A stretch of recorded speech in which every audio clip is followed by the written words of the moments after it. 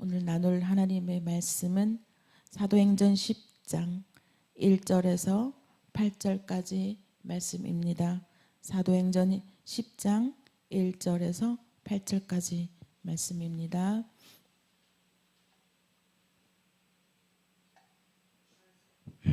가이사랴에 고넬료라 하는 사람이 있으니 이달리아 데라 하는 군대의 백부장이라. 그가 경건하여 온 집으로 더불어 하나님을 경외하며 백성을 많이 구제하고 하나님께 항상 기도하더니 하루는 제9시쯤 되어 환상 중에 밝히 보매 하나님의 사자가 들어와 가로되 고넬료야 하니 고넬료가 주목하여 보고 두려워 가로되 주여 무슨 일이나이까. 천사가 가로되 내 기도와 구제가 하나님 앞에 상달하여 기억하신 바 되었으니 내가 지금 사람들을 요바에 보내어 베드로라 하는 시몬을 청하라. 저는 비장 시몬의 집에 우거하니 그 집은 해변에 있느니라 하더라.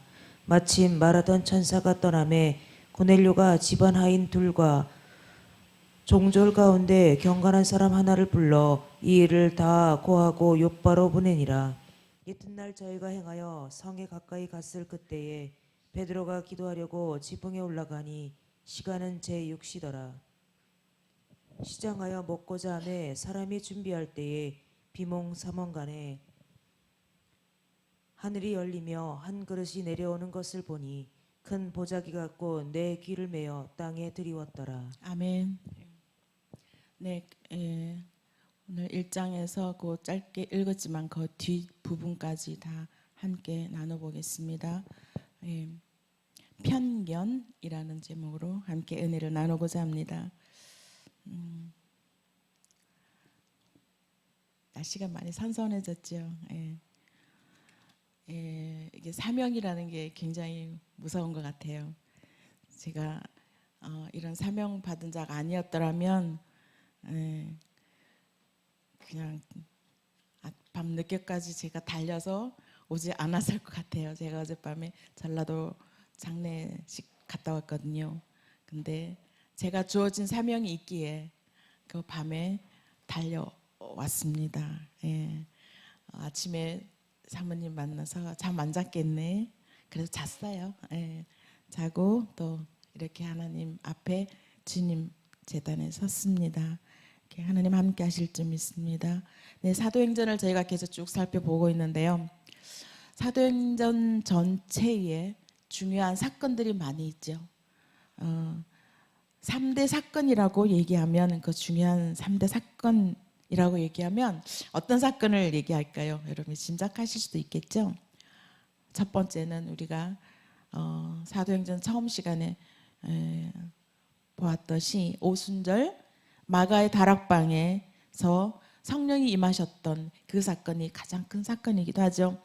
그는 지상교회 탄생이고 교회 생일이기도 하는 날이었습니다. 두 번째는 다메섹 언덕에서 사울이 회심하는 사건이죠.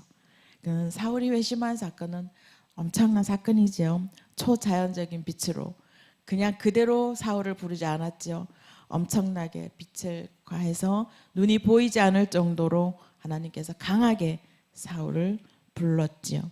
그다음 세 번째는 오늘 본문에 나와 있는 고넬료 이 가정의 복음이 임한 사건. 이 세 가지 사건을 굉장히 이 사도행전 전체 사건 중에 굉장히 큰 사건으로 보고 있습니다. 왜 고넬료 가정에 임한 사건이 그래 큰 사건일까요? 근데 이 세 가지 사건에 공통점이 있습니다. 첫 번째는요, 이방을 향한 복음을 전하는 이 사건들이고요. 그다음 두 번째는 이방 곳곳에 하나님의 택한 백성이 있었다는 것입니다. 하나님의 계획이 이방인이든 유대인이든 곳곳마다 하나님의 백성이 선택된 백성을 심어 놓으셨다는 것입니다. 그래서 오늘 고넬료 이야기에서 베드로까지 연결됩니다. 베드로를 이야기하지 않으려면 고넬료도 등장시켜야 하기 때문이죠. 자, 1절에 보면 가이사랴에 고넬료라는 사람이 있었다라고 그랬습니다. 이러니 이달 발음 잘 안 됩니다. 이달랴 예, 부대의 백부장이기도 하죠. 예. 이 이달리아 부대는 군대 단위로 뭐 레기온이라고 한다고 합니다. 근데 일단 백부장이죠. 이 고넬료는 이 고넬료라는 이름은 뿔, 창, 능력이라는 뜻을 가지고 있는 이름입니다. 이 백부장이 말씀에도 나와 있듯이 2절에도 나와 있듯이 굉장히 경건했고 그리고 백성들을 어려운 사람들을 굉장히 구제하는 일을 많이 했다. 그리고 항상 하나님께 기도에 힘쓴 사람이었습니다. 그 신앙의 돈독함을 여기 보여주고 있는데요. 고넬료는 이방인인데도 어떻게 이러한 신앙을 가졌을까? 그 당시 로마가 고넬료가 백부장으로 있을 때 로마는 굉장히 타락한 상태였습니다. 나라가 발전하고 나라가 잘 살수록 타락의 문화가 빨리 들어오게 되죠. 죄악이 가득한 때였습니다. 음란과 모든 죄들이 정점을 다다를 때에 어느 날 이 고넬료가 다른 곳으로 발령을 받게 돼요. 바로 이 유대 땅으로 백부장으로 발령받게 됩니다. 유대인들은 그 당시 굉장히 까다로운 사람으로 유명했었죠. 이 까다로운 유대인에게 고넬료가 많은 것을 느끼고 깨달았습니다. 어땠을까요? 로마인들이 타락하고 굉장히 죄악 가운데 있었을 때 이 유대인들은 굉장히 경건한 삶을 살고 있었다라는 것에 굉장히 놀랐습니다. 그래서 아마 그들의 삶을 많이 보고 배우고 신앙인으로서의 삶을 따라 살았겠죠. 그렇다 보니 믿음의 삶을 굉장히 잘 살고 있었다라고 보면 될 겁니다. 어느 날 이 고넬료에게 환상을 보여주는 사건이 일어납니다. 3절에서 8절까지 쭉 환상을 보여줍니다. 3절 보시면 제9시쯤에 환상 중에 하나님의 사자가 와서 고넬료에게 메시지를 전달하여 줍니다. 지금은 우리 성경 말씀이 굉장히 체계적으로 잘 되어 있어서 말씀을 읽고 그리고 공부하게 되면 하나님의 말씀, 하나님 내게 주시는 메시지를 이 말씀을 통해서 많이 듣습니다. 그런데 그 당시에는 이 성경이 이렇게 구체화되지 않았기 때문에 환상으로 많은 메시지를 주었다고 해요. 그래서 무두장이 3절에서부터 한번 쭉 한번 읽어보실까요? 같이 함께 읽어보시겠습니다. 하루는 제9시쯤 되어 환상 중에 밝기 봄에 하나님의 사자가 들어와 가로되 고넬료야 하니 고넬료가 주목하여 보고 두려워 가로되 주여 무슨 일이니까 천사가 가로되 내 기도와 구제가 하나님 앞에 상달되어 기억하신 바 되었으니 내가 지금 사람들을 요빠에 보내어 베드로라 하는 시몬을 청하라 라고 말하고 있습니다. 이 시몬의 집에 우거하는 그 집은 해변에 있다라고 했는데요. 무드장이 집 시본, 무드장이라는 말은 가죽 제품을 만들어서 일하는 그런 사람을 얘기하는데요. 지금은 가죽 제품을 만들어서 일하는 사람들 굉장히 이렇게 천한 사람으로 보지 않잖아요. 굉장히 고가의 제품들을 다루고 있으니까. 근데 그 당시에는 가죽 제품을 다룬 사람도 굉장히 천하게 여겼다고 합니다. 이런 일들을 하는 사람에게 거기 가서 그 집으로 가라라고 명령을 하게 됩니다. 그래서 정확하게 얘기를 하고 있죠. 환상에서 어디로 언제 왜 가야 하는지를 알려주고 있습니다. 그래서 여기 보면 뒷절에 쭉 8절에 쭉 보면 베드로에게 뭘 먹으라고 얘기하죠.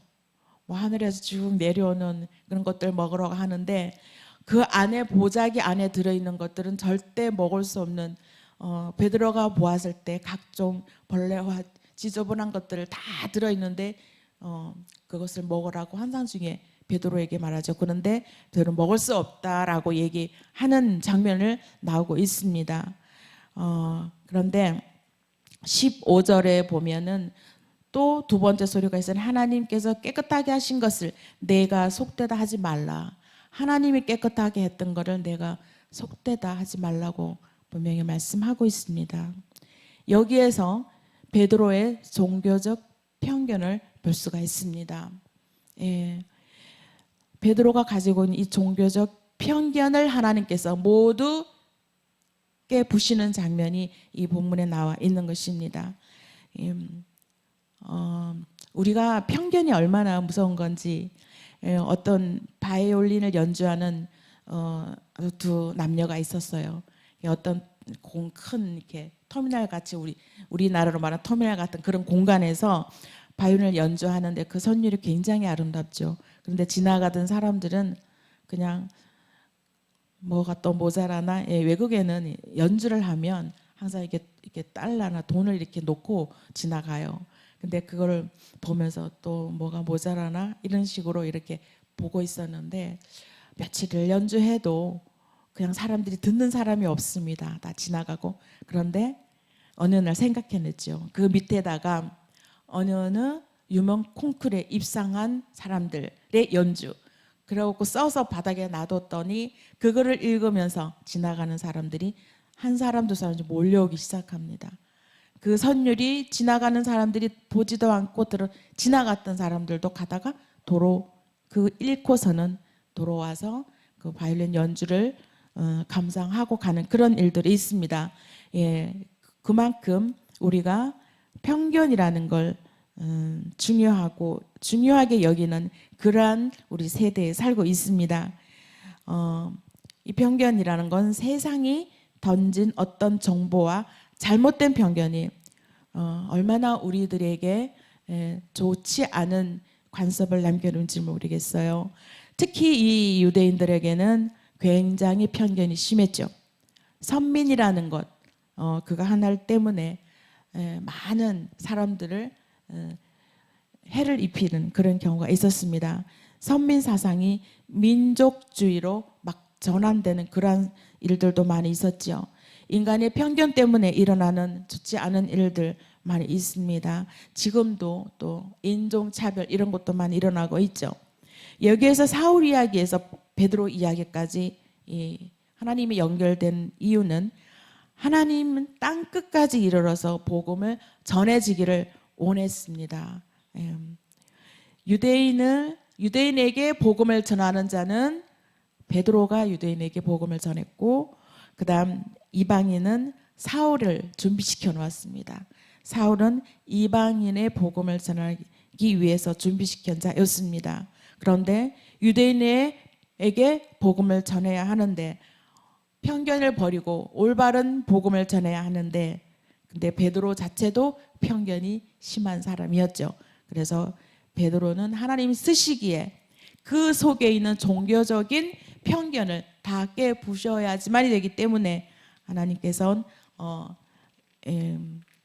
그 본래라든가 이런 것들을 베드로에게 얘기하면서 베드로를 그 안에 있는 편견들을 끄집어내는 작업을 하셨습니다.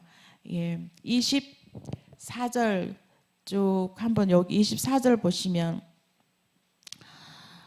가이사랴에 들어가니 고넬료라는 그의 친척과 가까운 친구들을 다 모아놓고 고넬료의 주변 사람들을 모아놓고 베드로를 기다리고 있었습니다. 베드로의 설교를 들으려고. 그때 베드로는 고넬료의 집에 가서 모여있는 사람들을 보고 적잖이 놀람을 금치 못했습니다. 이방인 사람들이 이렇게 많이 모여있나 깜짝 놀랐죠. 그래서 우리나라에도 그냥 복음이 들어오지 않았죠. 언더우드 선교사가 우리나라에 처음 와서 그 시대는 조선시대였기 때문에 굉장한 편견이 심했죠. 특히 양반 쌍놈 뭐 이러면서 또 남녀 이런 편견이 어마어마하게 심했을 때 들어와서 복음이 들어가지가 않았죠. 그런 편견 때문에. 그래서 지금은 하나님 아무것도 보이지 않습니다. 라고 주님께 고백합니다. 이 메마르고 척박한 땅에 주님의 복음을 심어야 하는데 도대체 복음이 들어가지가 않습니다. 무엇을 해야 할지 알지 못합니다. 그러나 하나님은 순종하겠습니다. 무엇을 어떻게 해야 할지 알지 못하나 순종하겠습니다. 라고 하면서 끝까지 메마른 곳에 어마어마한 편견을 가지고 있는 이 땅에 복음을 전했습니다. 끝까지. 그래서 학교를 세우고 연세학당을 세우고 그곳에서도 계속적으로 하나의 복음을 심어왔습니다. 편견을 뛰어넘은 복음을 전한 그런 선교사였지요. 이 본문이 바로 베드로의 편견에서부터 깨어뜨리고 복음을 전하는 사건입니다. 사도행전 15장에 쭉 나오면은요, 그곳의 15장에는 종교 회의가 있습니다. 세계사적인 종교 회의가 그 15장에 일어났는데요. 거기서 바울과 바나바가 그곳에 가서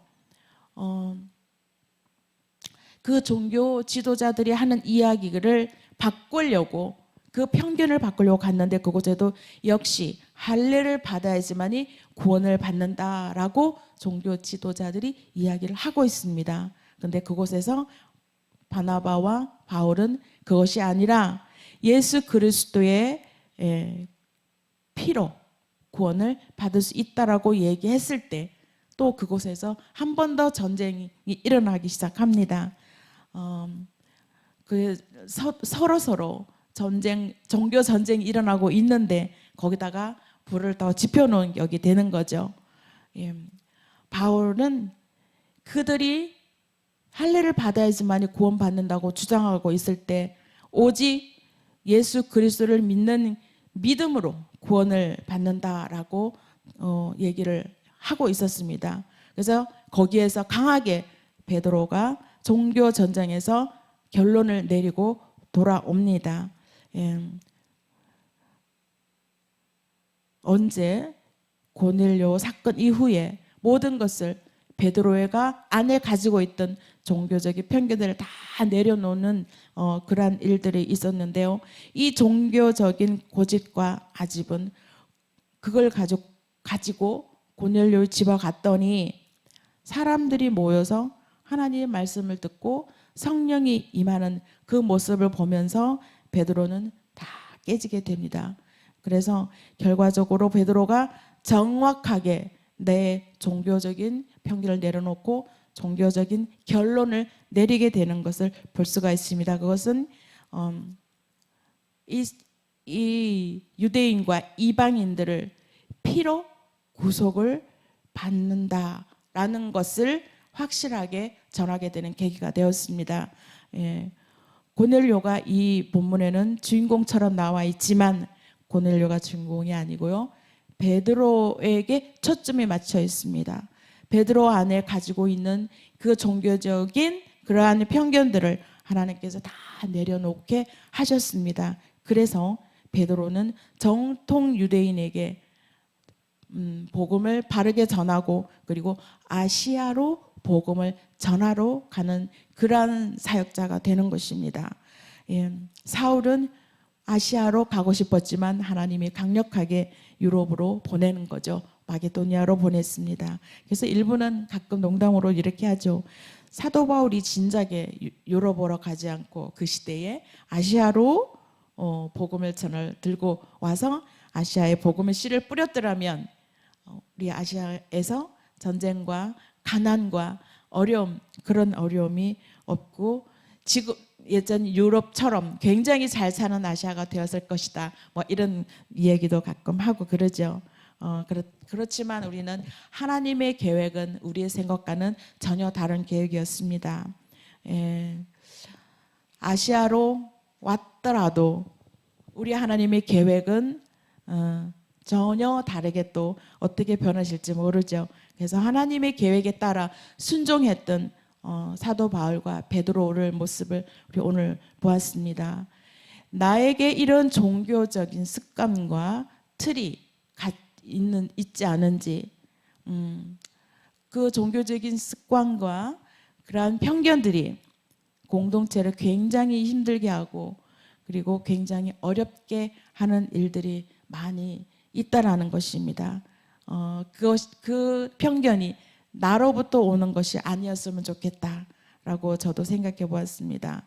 저도 이런 종교적인 편견들이 많이 있었습니다. 뭐 이렇게 해야 되고 저렇게 해야 되고, 특히 또 평신도로 있을 때는 뭐 목사님은 이렇게 해야 되고 사모님은 이렇게 해야 되고, 그 누구도 성경에도 나와 있지 않은데도 그냥 인간적인 잣대로 정해놓고 이런 편견을 가지고 바라보았던 적이 많이 있었습니다. 그래서 우리 안에 가지고 있는 이 편견을 하나님께서 무너뜨리는 작업을 우리에게 하셨습니다. 그러나 우리가 깨닫지 못하는 부분도 많이 있었죠. 오늘날도 우리가 이 편견을 가지고 어떤 편견을 가지고 있는지 하나님께서 말씀에 비춰 봤을 때 나에게 있는 잘못된 편견들이 있으면 그것을 말씀 안에서 다 깨끗이 내려놓고 하나님이 늘 말씀하시죠. 내가 무엇을 해야 하는지 말씀하시는데도 깨닫지 못하는 것, 그런 분은 바로 나에게 가지고 있는 이 좋지 않은 편견들 때문일지도 모릅니다. 언더우드 선교사가 무엇을 해야 할지 알지 못하는 고민을 하고 있을 때 이 선교사를 본받아서 우리는 어느 곳에 가서 무엇을 해야 할지, 지금도 예전과 아주 옛날과 같은 그러한 선교지가 우리나라에 많이 있습니다. 굉장한 영적 척박함, 가슴 답답함. 우리는 영의 사람이잖아요, 하나님께서. 그래서 이 영적인 부분이 해결이 되지 않아서 답답함을 안고 살아가는 사람들이 너무너무 많다는 것입니다. 그곳에 가서 우리가 무엇을 해야 할 것인지, 그런 곳에 가서 우리가 어떤 선한 일을 해야 할 것인지 하나님께 굉장히 엎드려 기도해야 할 필요가 있다고 생각합니다. 어떤 것들을 평가하지 않고 내가 보내어졌을 때 직장이나 일하는 곳이나 어떤 공동체에 내가 주어진 그 장소에서 무엇을 해야 할지, 그런 곳에 뭐 이런 곳에 뭐 선한 것이 나올까, 이런 편견을 버리고 하나님이 가라, 복음을 전하라, 입술을 열어라 할 때는 무조건 순종하는, 그러나 이 척박한 땅에 무엇을 해야 할지, 이 험한 곳에 죄로 물든 이곳에 하고 싶지 않을 때도 많이 있죠. 그냥 놔둬라, 말해봤자 뭐 이런 생각 들 때도 많이 있습니다. 그 곳에서도 하나님께서 가라, 입을 열어라, 복음의 씨를 뿌려라 라고 하면 우리는 그러나 순종하겠습니다, 그러나 순종하겠습니다 라고 감히 말할 수 있는 그러한 주님의 제자들이 다 됐으면 좋겠습니다. 가라는 곳에 가서 그곳에 복음의 씨를 뿌리는 그런 것들이 우리의 사명입니다.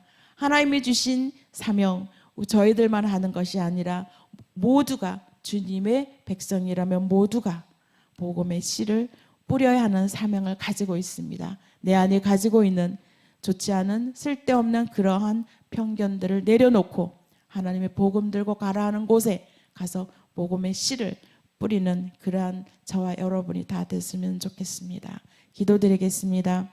하나님 감사합니다. 오늘도 저희들에게 복음 들고 나아가려는 주님의 귀한 사명을 주셨습니다.